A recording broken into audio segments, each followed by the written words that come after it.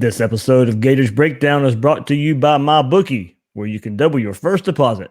Head to mybookie.ag and use promo code Gators to activate the offer. Bet, win, get paid at MyBookie. The Gators Breakdown podcast is ready to go. I am your host, David Waters, and you can find me on Twitter at GatorDave_SCC. Joining me on this episode is Will Miles from his site readandreaction.com, and you can follow him on Twitter at WillMilesSCC. Will, man, the Gators are banged up a little bit, a banged up team right now, but that's not stopping them from progressing and winning games so far this season. They found a way to start 4-0 and more than likely going to start the season 5-0 like many predicted, but it does look a bit different than expected. Injuries all over the field, including, of course, at quarterback with Felipe Franks going down last week. Young guys getting some playing time and building depth in this first third of the season now. Also, run game hasn't been there. The record is where we thought it would be, but the path there is a little bit different. Yeah, but I think that's true with every year, right? You never quite take the path that you expect. I think back in even 2008, that was one of those things where the Ole Miss loss early on was certainly something that nobody saw coming, but then the good things came from that. And I think you're sort of looking at the same thing here, not necessarily a national championship, but you've seen the team progress, you've seen progress, you've seen young guys step in and get some time, and certainly 4-0 is 4-0, 5-0 after next week most likely, and then you get into the teeth when you start getting into that stretch that we've been talking about basically all off season, and we really get to see what the team's made of.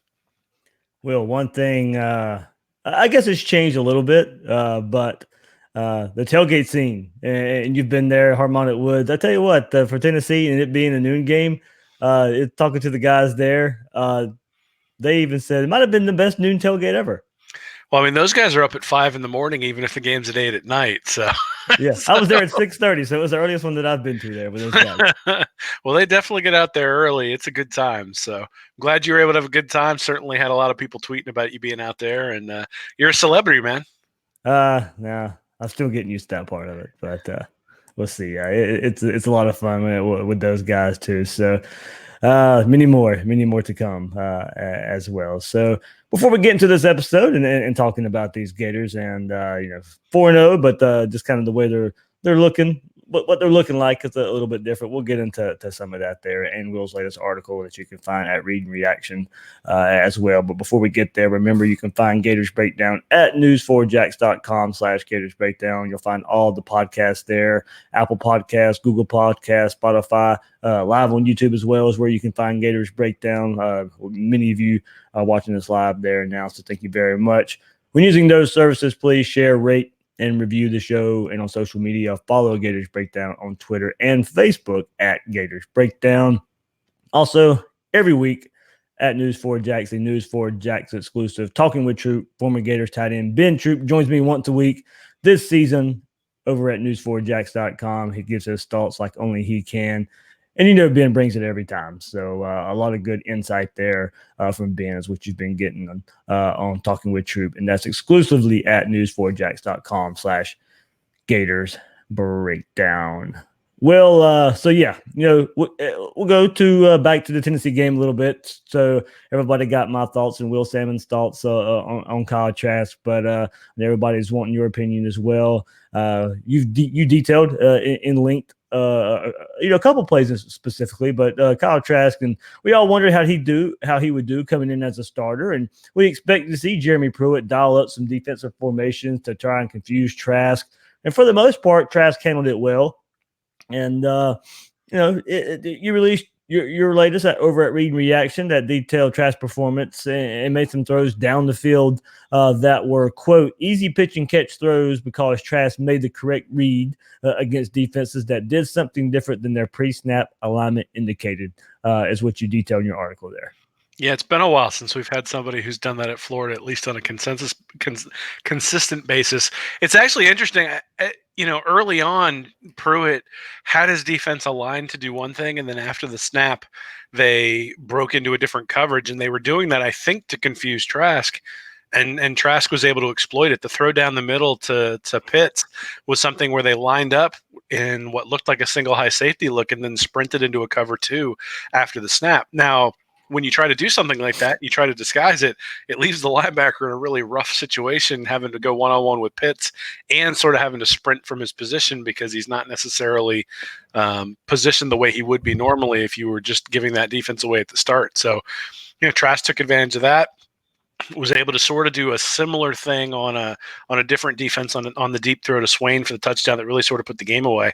So very, very impressed with the way Trask played. I mean, he played much better in the first half than he did in the second half. Made one bad throw, I would say, was the throw that he made to the outside to Kroll that didn't quite get there, kind of floated it out there in between the safety and the corner. You would have liked to – like you'd like that window to be a little bit wider if you're going to make that throw. And then the throw to Grimes, that's one where, I don't blame Grimes for it, but I think you'll live with that kind of throw because if he catches it, it's a touchdown. Maybe 5% of the time it turns into an interception, and most of the time it's a harmless incompletion. But in this case, Tennessee was able to get the turnover. Yeah, I kind of go back to that throw to Grimes. I remember watching South Carolina and Alabama, and Helinski threw a very similar pass against Alabama's defense. His receiver came down with it, and it wasn't really the smartest of throws, but his receiver came down with it, and lo and behold, it was a great throw because the receiver caught it. So there are times where you want your quarterback to take a shot, right? Yeah. And this is maybe one of the things I know when we were watching the Kentucky game, there were a lot of people who were commenting on the fact that Kentucky was willing to throw jump balls to their guys, and it didn't seem like Florida ever did. So I'm not going to criticize Trask for throwing a ball that's on his receiver's hands in the end zone. I'm not going to criticize the receiver for not catching it. What I'm going to say is that in a tie game, maybe you don't take that shot. Up 24 points or whatever it was at the time, I think it's worth taking that shot because you can, it turns into an interception. So everybody looks at the result and says, poor play. Maybe does he need to look off the safety a little bit more so that Grimes doesn't hear the footsteps of the safety? Maybe a little bit, but end of the day, the ball hit the receiver's hands. You can't blame the quarterback, but it's a tough catch. You can't really blame the receiver. It's just one of those where, as it's falling, the safety comes over and is able to corral it. And that's not something you normally see. Normally a tip pass hits the ground. So I'm okay with that one. The one where he threw into the cover too is one where he had, basically Tennessee was saying, we're not going to let you get the first down. And he tried to get it anyway. And that's why that turned into an interception. So that one's a learning experience. I think they're both probably learning experiences, but you want your learning experiences to come when you're up by 30 against the Vols. And, so a very positive day for Trask overall. Right. Yeah. I mean, it wasn't all sunshine and rainbows, but it was nowhere near catastrophic. The turnovers didn't really hurt Florida all that much, like you said. Maybe trusted his arm too much. And without experience, without him being out there, those things are going to happen. He's going to learn what he can get away with, what he can't get away with, or hopefully he learns what he can get away with and what he can't get away with. But that is going to come with experience. As I mentioned on the last episode there, and the fumble, that's inexcusable there too. Florida's had some luck there, or bad luck from the quarterback position, hanging on to when they're getting hit with the ball so far this year. So offensive line part of that issue there as well. But second half wasn't as smooth as the first half. He mentioned it wasn't all his fault, and then the biggest one, the Copeland drop comes to mind there as well. Yeah, well, David Wonderlick actually on Twitter did a really diagramming the fumble play, and it sort of indicated that it looked like Copeland was the hot read, but he wasn't looking at Trask. So Trask was holding onto the ball instead of throwing it to Copeland, and ends up taking the sack. Now, obviously, you need to hold on to the ball, but again, if your receiver's not looking, if your receiver doesn't do the right thing when you see the blitz, then the quarterback is sort of a sitting duck. So I think that blame probably goes on two people there.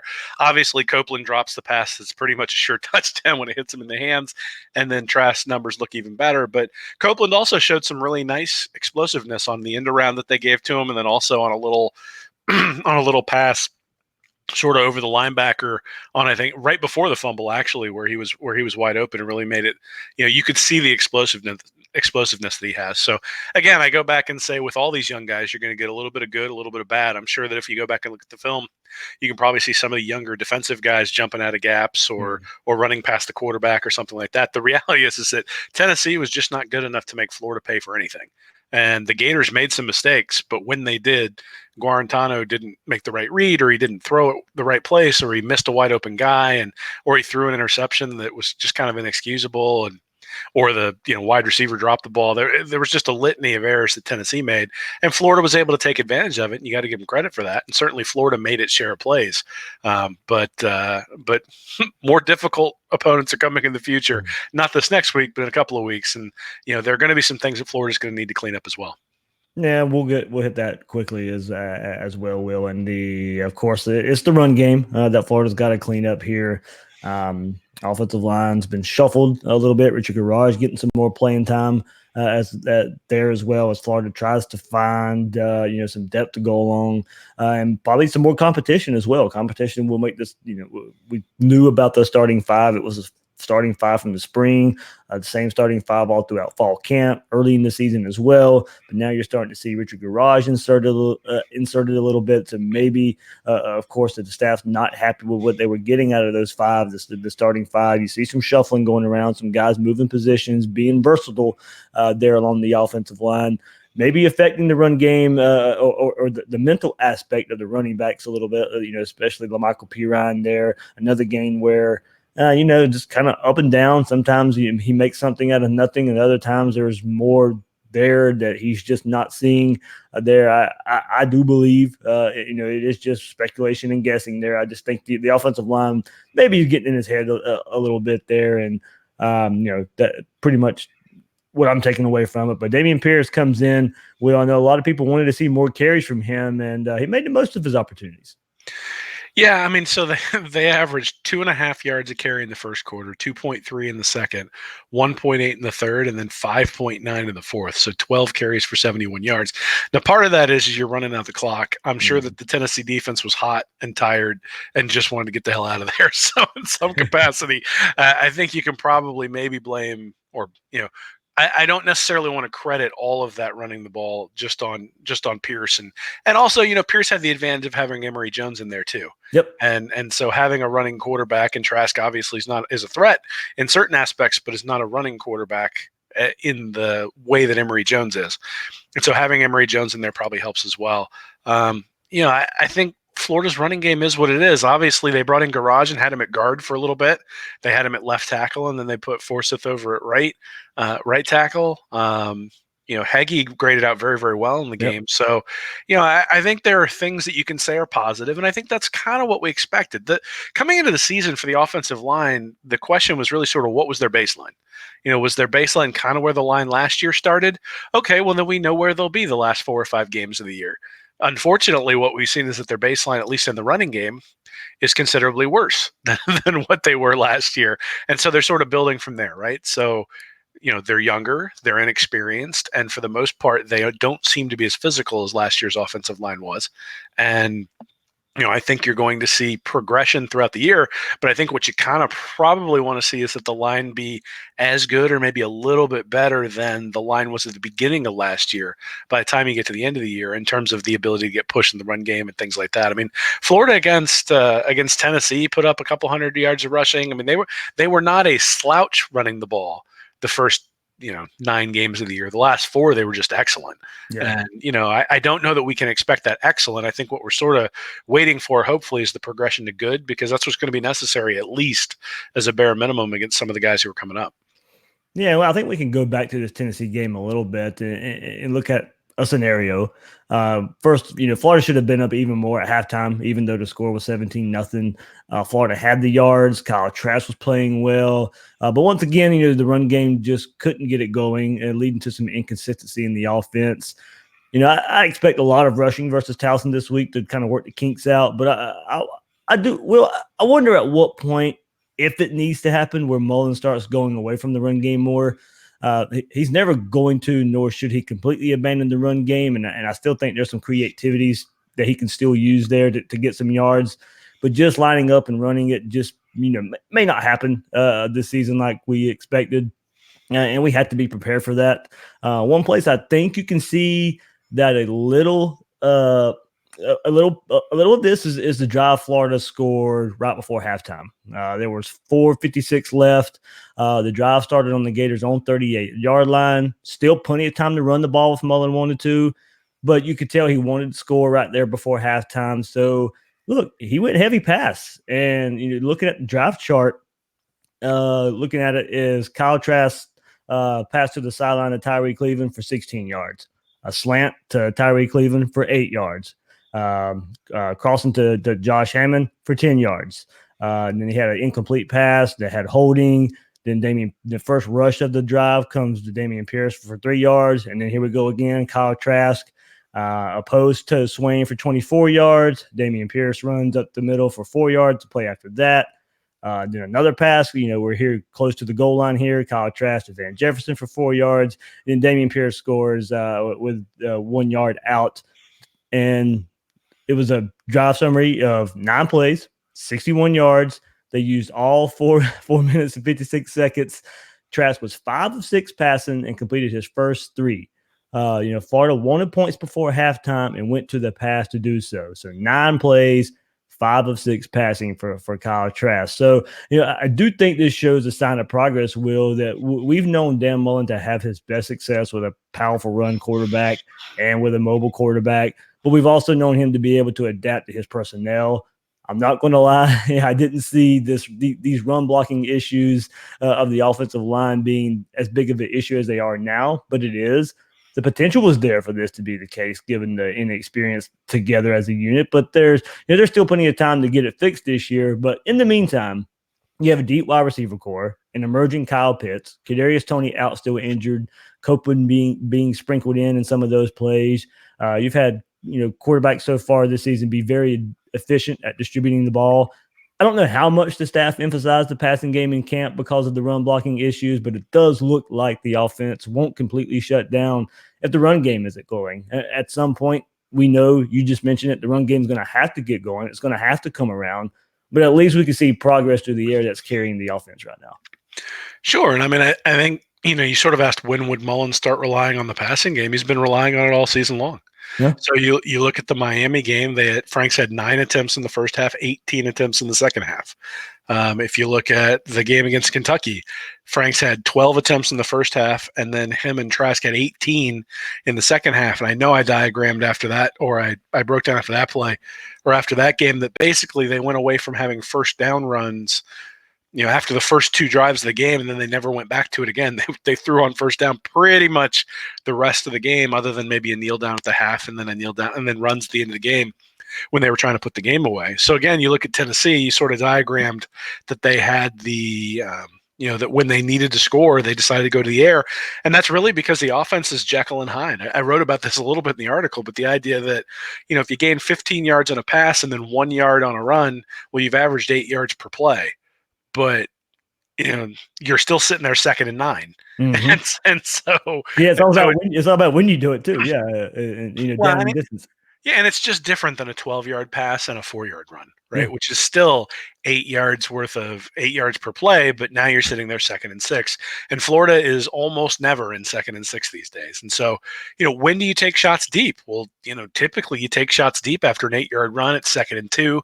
You figure you can get it on 3rd down if you need to, and they haven't been able to convert 3rd downs real well. They haven't been able to convert 4th downs on the ground either. So this is the 2nd game in a row where the quarterback run has been stuffed on a 4th down, and they haven't been able to get that. And to be honest, that's pretty much like a turnover. So you have that play on offense, and you're right. I looked at it at the end of the half and said, geez, they've got 204 yards through the air, and they've got 250 yards total to 88 for Tennessee, and they're only up 17-0 and barely up 17-0, right? I mean, it could have been 10 if Pirine had happened to slip up a little bit before he fell there at the end of the half. He gets into the end zone, and then the play stands because they called it a touchdown on the field. Had they not called it a touchdown, then Tennessee gets out of there down 10-0 and is just sort of, I would have gone into halftime jacked at that point because, you still got a shot to win the game. But so I think these things. Yeah, I messed up there before we go along. Yeah, P. Ryan had on the last play to score. I completely glossed over that last play there. Yeah. But I mean, I think they're gonna. So I suspect that one of the reasons why Mullen has been so patient with the running game is that he recognizes that he's going to need it going forward, and that there have been a couple of times where he's gotten kind of close there against Miami and against Kentucky, where maybe he stayed with it a little bit longer than he should have, and so in the game against Tennessee, at some point he just said, to heck with this, I'm gonna start chucking the ball around a little bit. And the other thing is that Trask threw the ball going right down the field. on that first drive, 75 yards. I think it was like a minute, or no, it was like 2 minutes and 10 seconds or something for them to score on that opening drive. Hits the big deep pass, though that was a little bit underthrown, and then it was a really nice read on the throw to Pitts, but he almost overthrew him. And it's just one of those things where everything sort of worked out perfectly for Trask.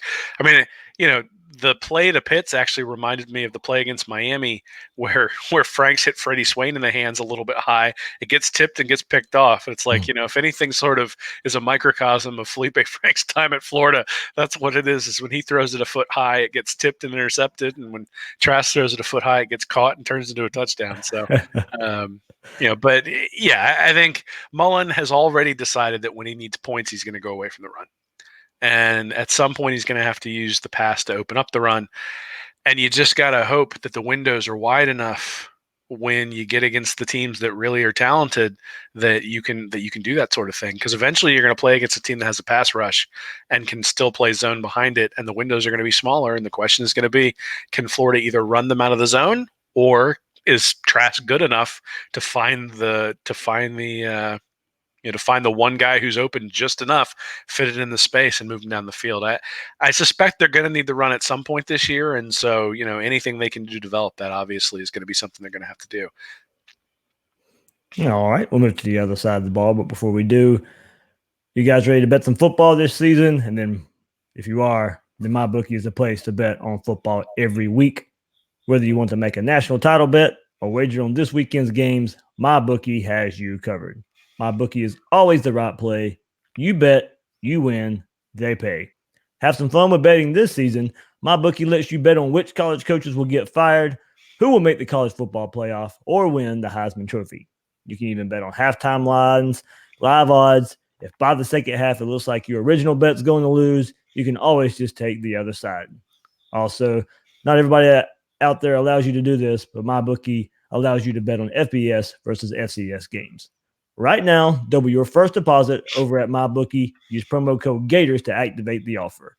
Visit MyBookie online today at mybookie.ag. That's MYBOOKIE.ag. And don't forget to use promo code Gators when creating your account to claim the bonus. Bet, win, get paid at MyBookie. Will, on yesterday's episode, the last episode, highlighted a couple players there. One more player I think deserves to be highlighted even more is Jonathan Greenard. I'm not sure there's a coach out there that has hit the transfer portal as well as Dan Mullen and this staff has done in Mullen's 2 years here, and that continues with Jonathan Greenard. Been a force since the first game versus Miami when the Gators had 10 sacks. The familiarity with Todd Grantham can't be overstated, and knowing the expectations and the scheme has really helped Greenard become a force so far this season. We've preached versatility with this defense, and with Jabari Zuniga out versus Tennessee, Greenard needed to play more traditional defensive end instead of Buck. Those positions are kind of more interchangeable in passing situations, but Greenard was making plays in the pass defense and rush defense. You have 4 tackles, 2 tackles for a loss, a sack, the forced fumble, 3 pass deflections. One of those pass deflections saving a touchdown in the first quarter. And Tennessee tight end Austin Pope was wide open in the end zone. Greenard makes a play, batting the ball to the ground. The next play, Trey Dean makes an interception in the end zone, and Tennessee doesn't score a touchdown for the game. And Pro Football Focus graded Greenard's performance with a 95.1 run defense grade and a 90.3 pass defense grade. On the season, Greenard is tied with linebacker Ventrell Miller for second on the team with 16 tackles, leads the team with 3.5 sacks, has 4.5 tackles for loss, ranked second behind Jeremiah Moon's 5. He plays with a motor. He's always going, really shows his value with being able to play defensive end or the Buck position. Jeremiah Moon and Chris Bogle received more snaps at Buck since Greenard could fill in an end, play more end in this game against Tennessee. Those two combined for a sack and a half and 2.5 tackles for loss. Well, the exciting thing here is, Greenard's production has come 2 games without Zuniga. So, in the last 2 games, basically, you have Greenard, Bogle, Moon out there making plays in SEC games early in the season. So hopefully by the time Auburn comes into Gainesville in 2 weeks, we get the pair of Zuniga and Greenard back together. it's going to be scary for for opposing offenses when those guys are out there at the same time, and there's confidence in of backing up those guys with others that have been able to build some depth so far this season. Yeah, I mean, Greenard's been really, really good this year. In fact, before the game this week, Olivia Graniola, one of my writers over at Read and Reaction, had a profile on him, just sort of talking about what he's done this year up through the Kentucky game, and obviously he shined out real well against Tennessee as well. But the one play that she had diagrammed in that article was the interception that Sawyer Smith threw to Sean Davis that really sort of gave Florida the opportunity, gave him a short field to come down and take the lead in that game. And Greenard, they tried to block him with a tight end, and he just threw him aside like a rag doll and was closing in on Smith right as he threw that interception. And, it was max protect, and Greenard was still getting to the quarterback. And that's one of those things where, Florida's defensive line has done the job this year, particularly, they didn't get as many sacks against Kentucky, but they were still putting pressure on Sawyer Smith, especially in the second half and really in the fourth quarter, and were able to really lock down Kentucky. And they've done that for stretches this year. So, against Miami, there was an entire quarter. I think the third quarter, Miami had, -2 yards when Florida was sort of able to. Florida's offense was struggling a little bit towards the most of the third quarter, and then they got the drop punt and were able to convert that into a touchdown towards the end of the third quarter. Same thing against Kentucky. I mean, Florida's offense was struggling, and the second half, even the defense was struggling to get off the field. And then in the fourth quarter, they just locked down Kentucky. So against Tennessee, it was sort of the same thing. I mean, the first half, the Vols had 88 yards, 3.7 yards per play. Really, the only time they got into Florida territory was after the Trask fumble. And then they were able to get a stop down there. Now, some of the reason they got that stop was because of Tennessee, but you get multiple turnovers and a half. You keep somebody to 3.7 yards per play, 1.7 yards per rush on the ground.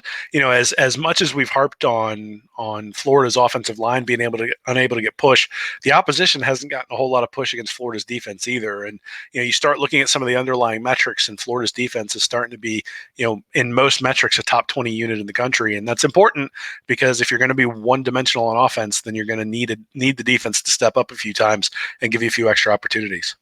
Yeah, I mean, the last two games they've shut down, Kentucky and Tennessee not to be able to score. Tennessee didn't score a touchdown the whole game, but neither one of them scored in the fourth quarter.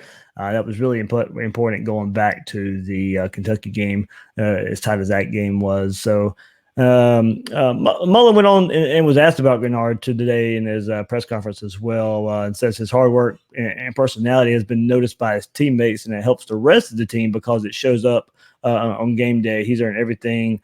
And leading by example. And that caught me just because, I mentioned, Bogle and Moon and guys who really, first of all, one's a true freshman out there. Mahmoud Diabate's out there as well, getting playing time in these SEC matchups. It was good for a guy who hasn't been on campus, not even a year. He transferred in. Yeah, he had some familiarity with Todd Grantham, but he's really come in and really as looked at as a leader, looking as a guy these young guys can already look up to. So not only is he just a good player, it does seem he's setting an example of how to go about it the right way, how to practice. Maybe the year off last year when he got hurt in the first game at Louisville against Alabama. Sometimes, that can really, set a player down and make them think about the things they miss a little bit. He missed all of last year, not really taking things for granted. He can probably share that message as well. So, Jonathan Greenard, I don't know if it can really be stated enough just how valuable he is. Oh, absolutely. I mean, he, with Ja'Kai Polite last year, one of the big questions coming into this year was Greenard going to be able to replace his production? Mm-hmm. And I think he's actually not only replaced it, I think he's been better than Polite was last year, at least through the first 4 games. And that's kind of hard to swallow when you figure how dominant Polite was against Tennessee in that win in Knoxville last year. But Greenard has been just as good, and he's been just as good without having the running mate of Zuniga next to him. So, like you said, when Zuniga comes back, you wonder whether that opens up some things. And certainly being able to have both of those guys on the outside in some of the games that are coming up. I mean, Joe Burrow has been chucking the ball all over the place, but he has not seen defensive ends like Greenard and Zuniga.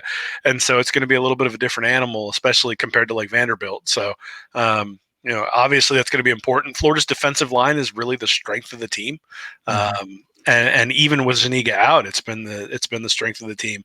And in some ways, having Zuniga out might be a little bit of a blessing later in the year. One, because he's going to be fresher coming into some of these games. But the other thing is that the guys like you mentioned, Bogle and Carter, and those guys are getting playing time that they wouldn't have gotten otherwise in big time SEC games. And so that's only going to benefit. If you can bring in Bogle because you've got depth now, because you can trust him to be out there, then you can give Zuniga and Greenard a blow when they need it in one of these big games so that they're ready to go for the fourth quarter.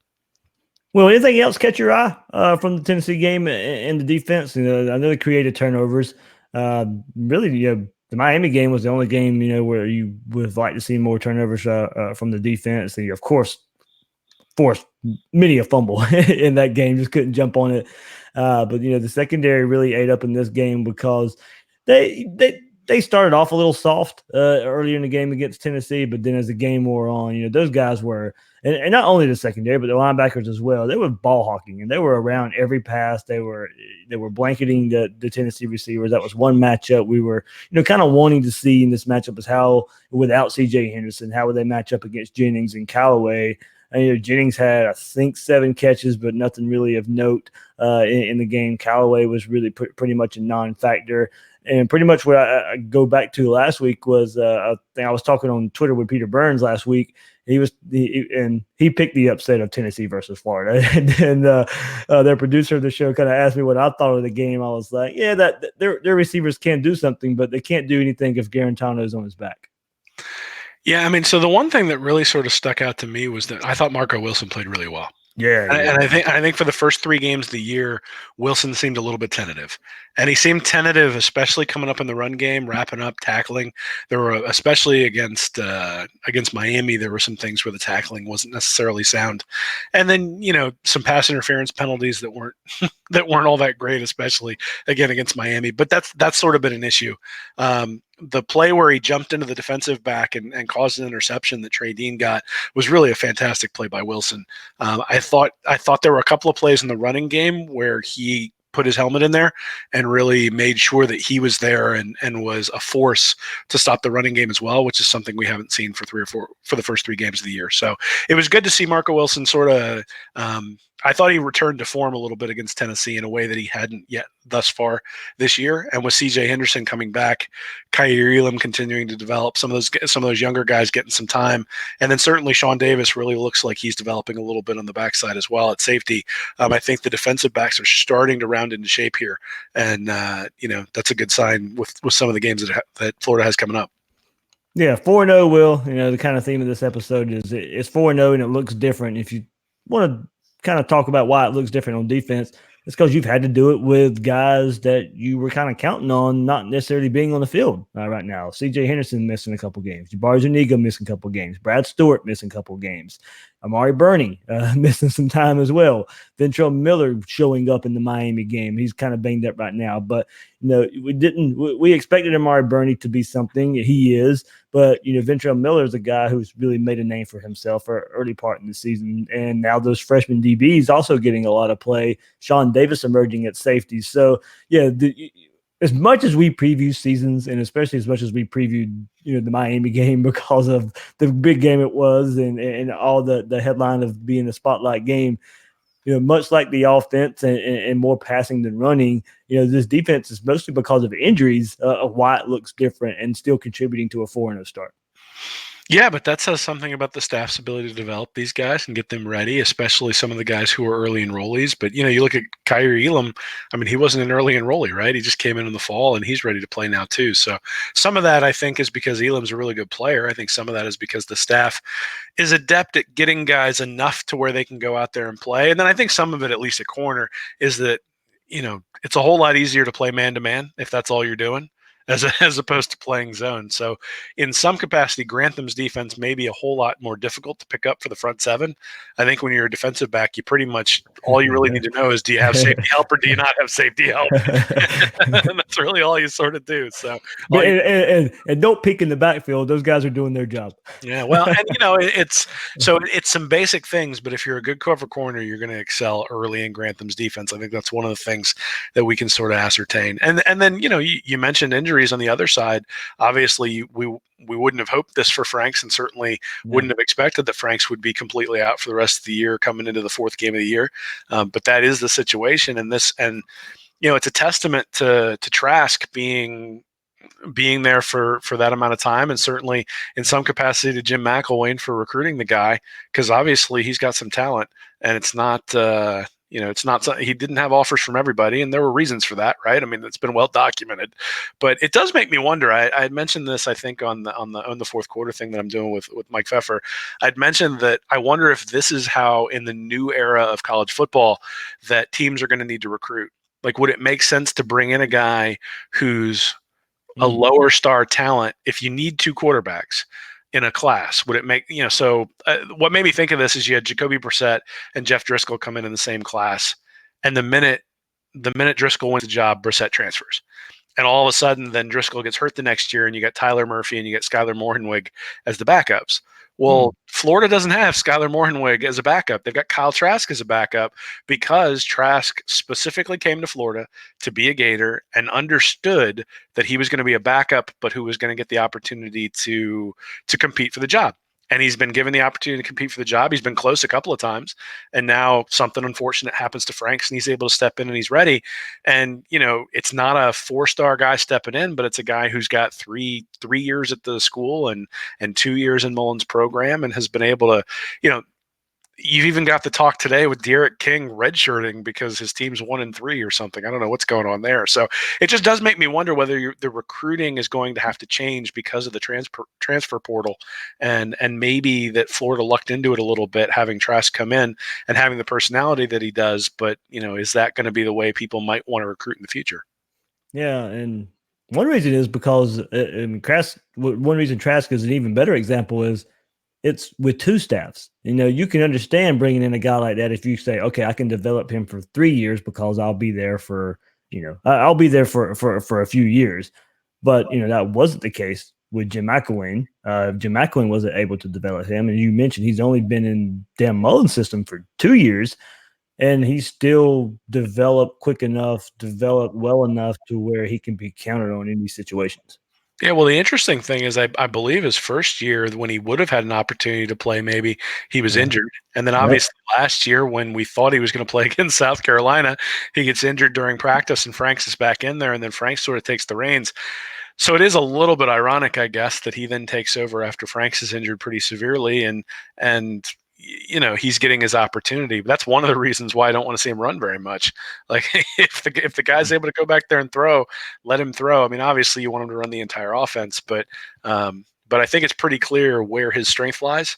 And I think it's pretty clear where Emory Jones' strength lies. So the interesting thing will be to see how Mullen uses those over the next 3 or 4 games, because certainly I think, especially if he needs Emory Jones to get the run game going, it'll be interesting to see whether he's willing to upset Trask's rhythm in the passing game in order to get that going. Yeah. All right, well, a couple headlines here before we go on this episode. Florida Auburn next weekend will be 3:30 on CBS, kind of the only game in the SEC that week.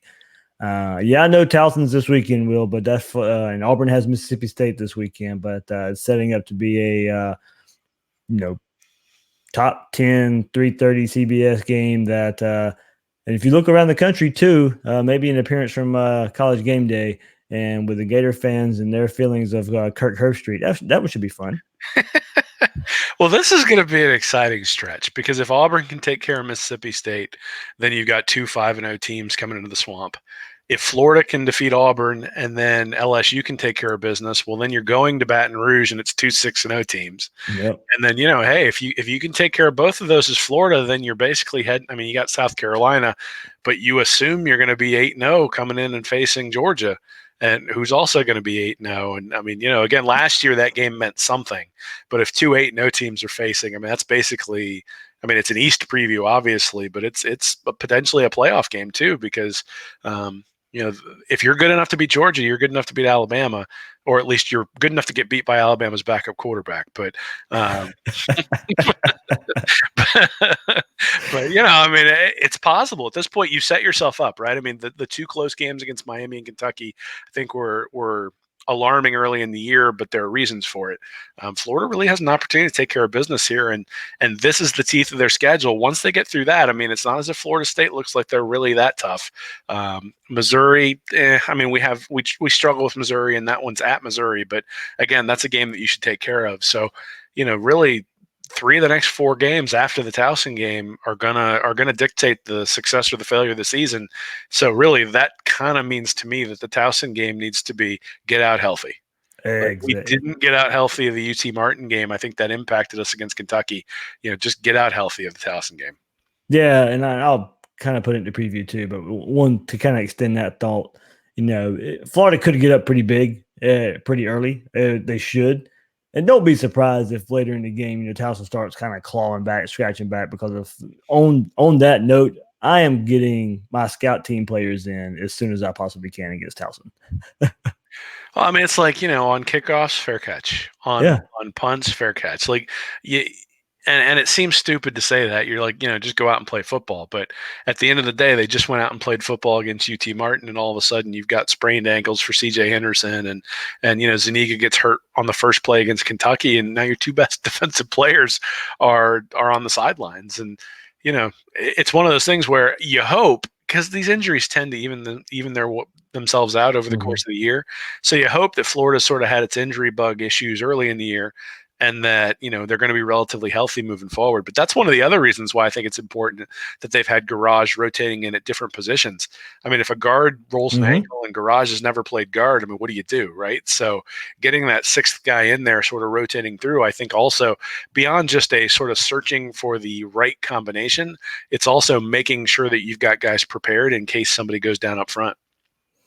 All right. And the other big headline, Will, that came out, Pat Dooley here, per sources, Florida has scheduled a non-conference game against Utah, with the game in Gainesville in 2022 and Salt Lake City the following year in 2023.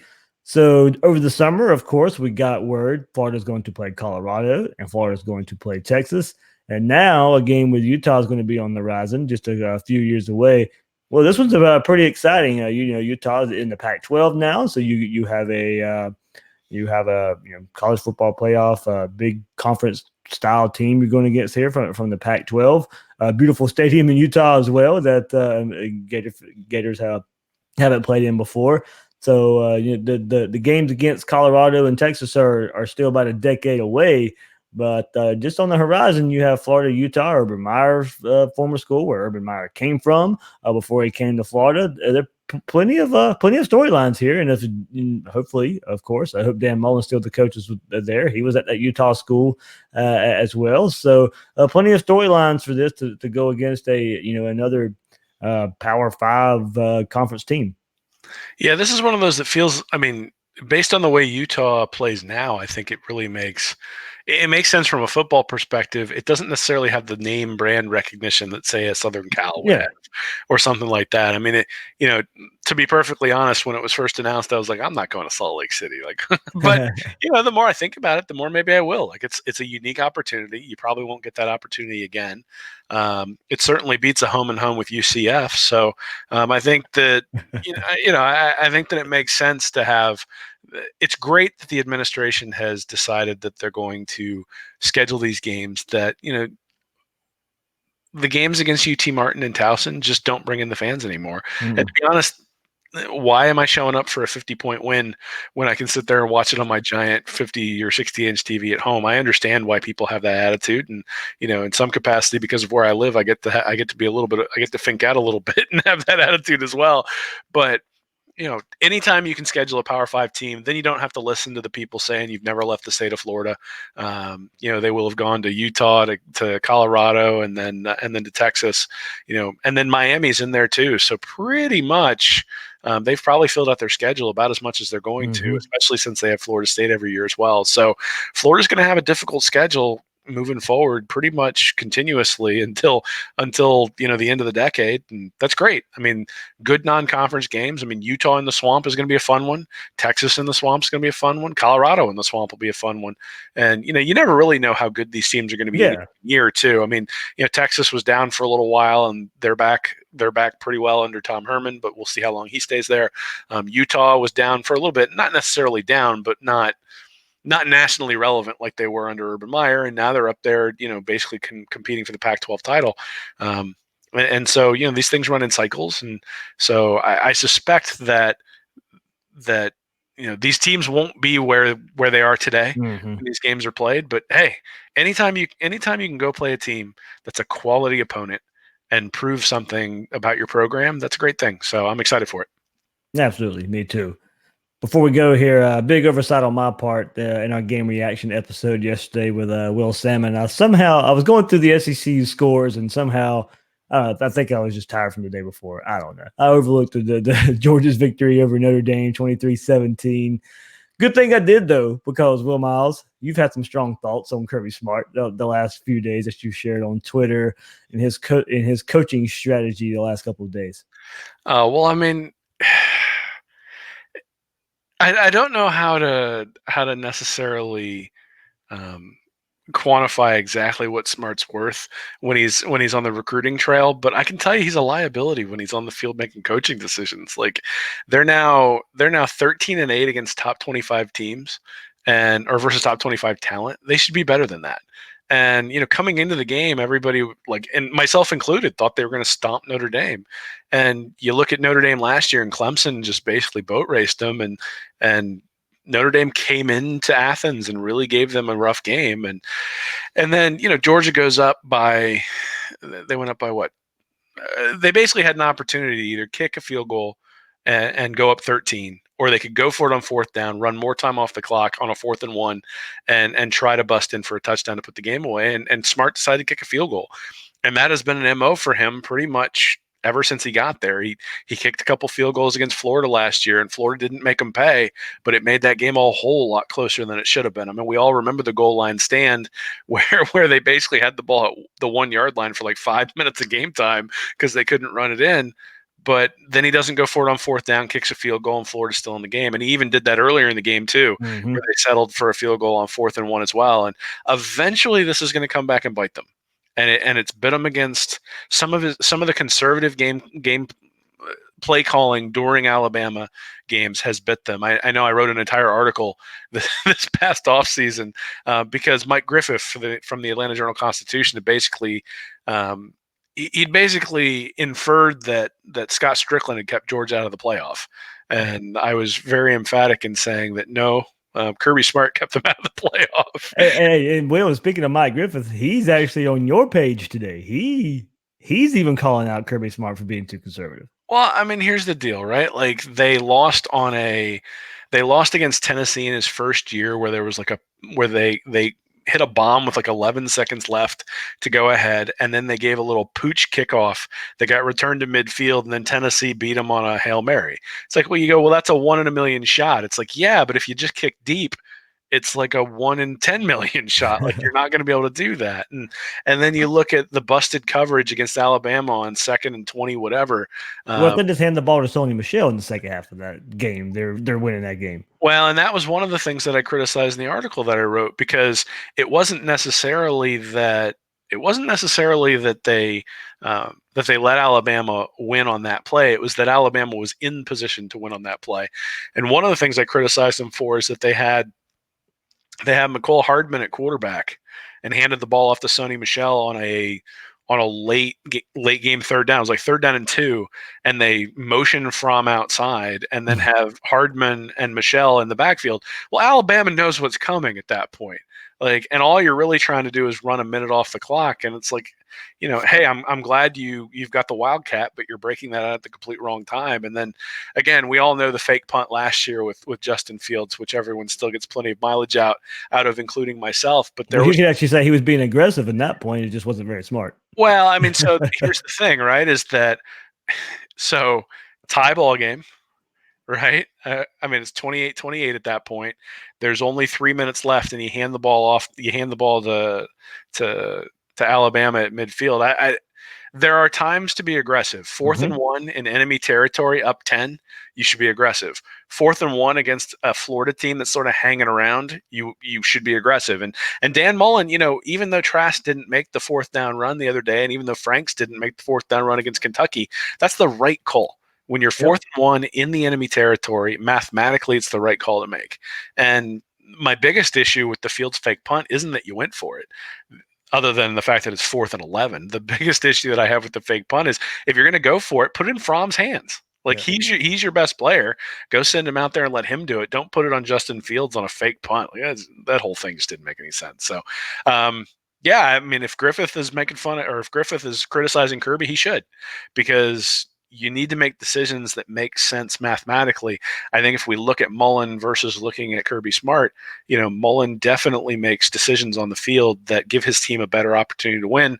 Smart thus far has not done that. And so I think it's shown in some of the, he's got a record of, like I said, 13-8 against teams that have top 25 talent, but he's always had top 5 talent, which means that he's losing to some teams that he probably shouldn't over the course of his time there at Georgia.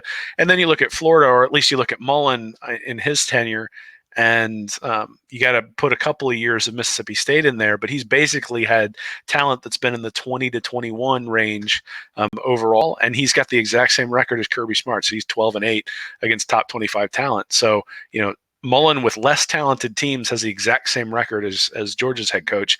I think that says something about him. So, there were a lot of people who were, in fact, Gary Danielson on the broadcast was like, well, it's a great thing he kicked that field goal because now they're up 6 and Notre Dame needs the touchdown. And I'm like, well, if they'd have just gone for it on 4th down, the game would already be over. So, yeah.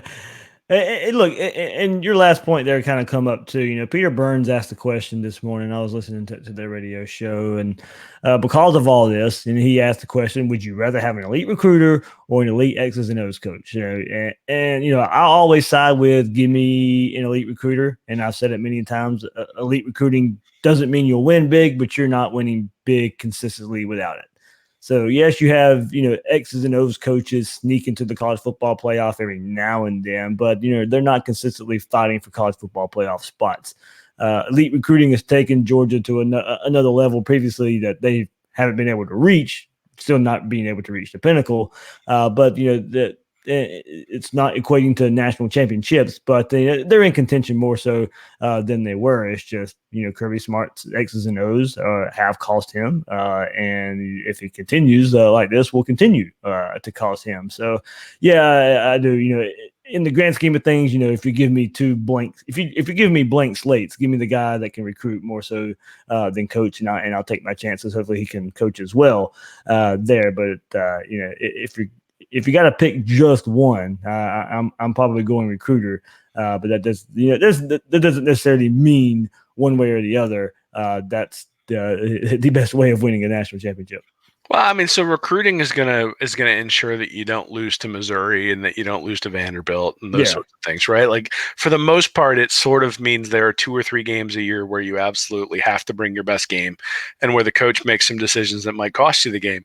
And in the game against Notre Dame, I think it was pretty clear that Georgia was the more talented team. In fact, you could see it in the second half. Notre Dame wore down a little bit, and then Georgia was able to sort of take control of the game.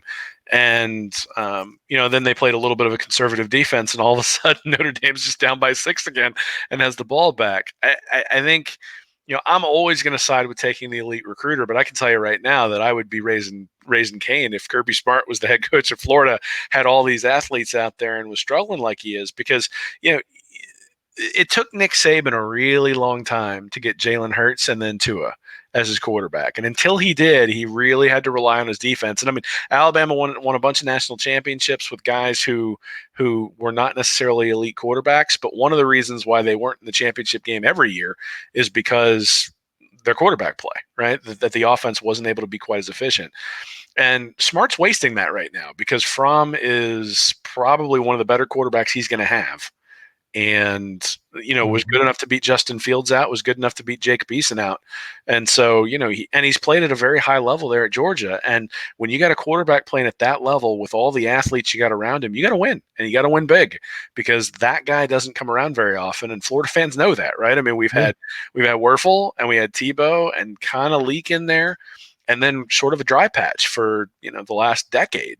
And if Georgia hits a dry patch at the quarterback spot, they're going to struggle. So, it doesn't matter how many elite guys you got. If the quarterback plays substandard, you're going to struggle. So, again, I sort of look at where Smart is. I mean, I still expect Georgia to be there at the end. I likely will pick them to beat Florida. But the more evidence that piles up, the more evidence there is that he makes decisions on the field based on emotion, not based on analytics. And I want the guy who's going to make decisions based on analytics and go for it on fourth down when it makes sense mathematically, and not go for it when it doesn't. And so you call a fake punt on 4th and 11, that's a terrible call. You go for it or you kick a field goal on 4th and 1, again, that's a terrible call. He does that pretty consistently, and I don't know why people are surprised when he does it, because he's done it his entire career at Georgia. Yeah, and if Georgia fans find their way onto this podcast and listen to this segment, look, this is not comparing Florida and Georgia. This is beyond that right now. I mean, look, Kirby, the last 2 years, has beat Dan Mullen pretty handily the last couple of years. Hopefully that's going to shrink sometime, and Mullen's on-field acumen can close the gap that we see as far as talent goes. This isn't a comparison of Florida and Georgia. This is a look at Georgia. Specifically on the grand stage, and that also I think the thing that got on my nerves with this game a little bit is, and you alluded to it just a bit, the narrative about this game is a moving target to me a little bit. Most of the pundits out there didn't think this would be a game and that Georgia was going to run away with it, and now that the game was closer, it's because Notre Dame proved everyone wrong and they're much better than they give them credit for. It can't be because Georgia came down to Notre Dame's level. It has to be Notre Dame proved people wrong and went up to Georgia's level. The truth probably somewhere in the middle. Georgia didn't get the ground game going, and I actually think Brian Kelly at Notre Dame is a pretty darn good coach. But I do find it funny that the narrative keeps moving just to keep Georgia looking like an elite team. Yeah, well, here's the reality, right? Until Georgia loses, that's the way people are going to categorize it, because everybody sees the recruits and expects them to be top tier. Yeah. And so with all those recruits, the expectation is they're going to be great. And so that's sort of the glasses that people look through, including myself, right? I mean, I look at it and say, I see the talent on the field. One guy goes down. Oh, look, there's another 5-star coming in. And you see that, and your opinion can be a little bit clouded by that. But the reality is that, and Notre Dame is a good team, right? I think the reality is as well that Clemson last year, blitzed Notre Dame, but they also blitzed Alabama. And so Clemson, by the end of last year, was playing about as well as anybody you're going to see. And I don't think we necessarily gave Notre Dame the credit that they deserved in some capacity, because we didn't know the result of the Alabama game first, right? If they'd have beaten Alabama by 35 or whatever it was, and then had beaten Notre Dame in the championship game, I don't think anybody would have said anything about Notre Dame. I think the reality is Notre Dame ran up against a buzzsaw. But, that buzzsaw still exists, and Georgia's going to eventually have to play them. And I have a lot more confidence that Dabo is going to make the right call on 4th down and 1 than I do that Smart's going to make the call on 4th and 1. And to be honest, that's the thing that I'm hanging my hat on when Florida plays Georgia, because Florida's not going to be able to out-talent them. And, Florida has very, very talented guys, but nothing compared to Georgia. So Florida's not going to be able to out-talent them. And last year, that game was what, like 14 to 13? Going into the fourth quarter, or right after Franks hit that touchdown down the center of the field, Florida had been thoroughly outplayed and was still ahead in the second half. And then Georgia sort of took control. But, again, you're not going to be able to do that against everybody. And if you give people an opportunity, eventually it's going to come up and bite you. So, is Georgia a great team? Yeah, they're very, very good. Are they a championship team? That's yet to be determined, because they haven't been able to pull it out when it really counts. In both of the games against Alabama the last couple of years. And Alabama's a really good team too, but that's sort of the point, right? That they have equivalent talent. And in those games where they have equivalent talent, the coaching starts to really make a difference. And I think most people are going to take Saban over Smart. And I got to be honest, looking at it just from a coaching perspective, if you ask me which guy I'd rather have on the sideline, it'd be Mullen over Smart as well right now. Well, one more. Michigan. Woo! I mean, we put the spotlight on them because Florida played them in the Peach Bowl last year. And maybe without those defensive players, it was an indicator of things to come this year, because, man, I tell you what, it wasn't even close against Wisconsin. Jim Harbaugh, when any game where it looks like it can be close to 50-50, his team's not showing up. It's the other team showing up, and it's ugly. I don't know if I don't know the talk. I don't follow Michigan and their fan base all that much. I don't know. They have to be frustrated, but man, just with everything that he come in with and kind of turning the college football coaching world upside down with all of his antics that he was doing and coming and opening camps down here in the state of Florida, trying to get recruits. Well, a lot of those recruits that he tried some crazy things to get aren't necessarily panning out on the field. Yeah, I mean, I think we need to be a little bit careful about what we say about Michigan.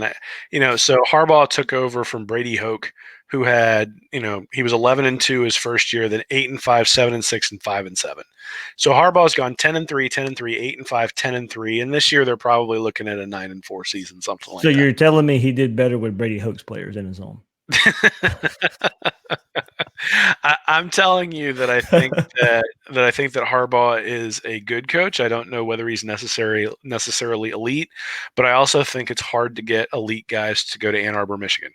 And he has been able to recruit top 10, but top 10 is still below Ohio State. It's not below Wisconsin, and that's maybe the one place where you could really criticize him. Is he's lost to Michigan State a couple of times, he's lost to Wisconsin now, and certainly the performance against Army was not exactly awe-inspiring the other day. In fact, they deserved to lose to Army and really should have lost that game. But I look at Harbaugh's track record at Stanford and then now at Michigan, and he hasn't really, and even at the 49ers, right? I mean, he got to the Super Bowl, but he didn't necessarily win it.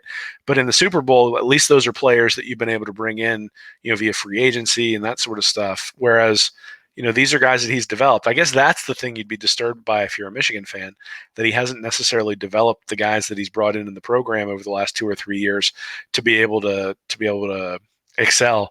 Certainly, I think that the expectations at Michigan were very high with Urban Meyer leaving, but Ohio State is still the big boy in that conference. And until he beats Ohio State, nothing's really going to matter. And in fact, I suspect that if he were to beat Ohio State this year, even if they went 9-4, that many of his sins would be forgiven. So the good news for Harbaugh is that he's probably got an opportunity still to win back his fan base. But I understand why they would be a little bit pensive right now, because the expectation was that they were going to turn into an elite team, and that hasn't happened yet. But again, I think this sort of goes back to you don't expect to lose to Army. Wisconsin's a pretty established program there in the Big Ten, sort of a top 20 recruiting type of team. At some point, coaching matters, and Harbaugh, at least over the last couple of years, has not proven that he's able to win those games when the talent level is equivalent. Or even when the talent level is a little bit less. And I don't have a chart. I haven't broken down Harbaugh like I did Kirby Smart this offseason, but I imagine that he was not as good against that he has not been as good against less talented teams as you would expect. And, that's a problem, right? I mean, you can't almost lose home games to Army. You can't get boat raced by Wisconsin and expect to win the Big Ten. But they're 2-1. They still have an opportunity to turn it around. And as fun as it is to see Michigan struggle, I suspect that by the end of the year they'll probably right the ship at least enough to where they'll enjoy their trip to the Citrus Bowl. Yeah, off the cuff, I think he struggles against Ohio State, Penn State, Michigan State, and Wisconsin. Everybody else. Yeah, the important games. Exactly. So that's the ones that give him some trouble. Well, what you got? I know Towson, not the huge game, not the excitement level of the previous two or the onslaught that's about to come up. But what you got coming up on Read Reaction this week? Yeah, so I think Olivia is going to be previewing Sean Davis, or profiling Sean Davis a little bit, and then I'm going to be writing about recruiting. So, one of the things that we've certainly seen is some of the depth this year that Florida's had to rely on. And the question becomes what goes on in 2020 with that recruiting class, and sort of some of the attrition from the 2019 class as well, and where we might start to see some effects from that. So, it's not all a terrible story. I think there's actually some pretty decent recruiting stories to tell based on what's going on. But certainly, it's not Kirby Smart's level of recruiting, and we'll see. I mean, maybe it's going to take a win against Georgia to get to that point. All right. That's Will Miles. You can find his site at readandreaction.com to get all the info that he just put out there about recruiting coming up this week. I'm the host of Gators Breakdown, David Waters. You can find me on Twitter at GatorDave_SEC. Guys and girls out there, thanks for listening to this episode of Gators Breakdown.